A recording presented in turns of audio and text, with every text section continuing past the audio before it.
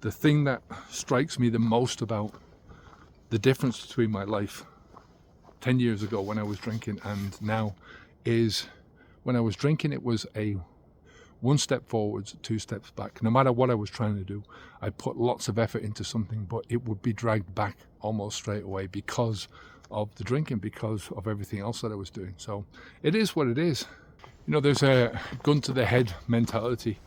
You know, the no bullshit, what would it take approach to stopping drinking.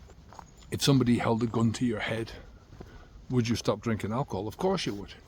But, you know, how long does that last? They're going to walk around with you holding that gun to your head. Take that away and the motivation then is going to disappear. Maybe if they say to you, I'll take the gun away, but if you start drinking again, I'm going to come back and there'll be no questions asked. Maybe that's a motivation to keep you going. But nobody's going to do that. What's the equivalent?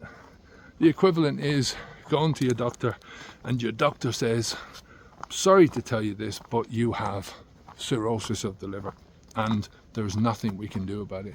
You have to stop drinking now, otherwise you're going to lose your liver, and without your liver you lose your life. So that's a motivation that you can't step back from. But most people are not going to wait until that. Hopefully, you know, you don't wait until you've got some bad news, or you don't wait until your partner says, look, I'm just totally sick and tired of this life now and I'm not doing it anymore, I'm leaving. Or you go into work and even without them saying it, you lose your job because of the alcohol. You know, there are 3.5 million people every year lose their lives through alcohol. And I reckon that that's the tip of the iceberg. I reckon there's far many more people who lose their lives. There's far many more people who lose their jobs. There's far many more people who end up in hospital without it actually being stated that they're in hospital because of alcohol. They're losing their jobs because of alcohol. You know, so it's something worthwhile saying is when your life is revolving around alcohol and your time and energy are being put into alcohol and, you know, overcoming alcohol, you can't put that same amount of time and energy into other things in your life. So the other parts of your life are going to suffer. The things that you could have done are not being done.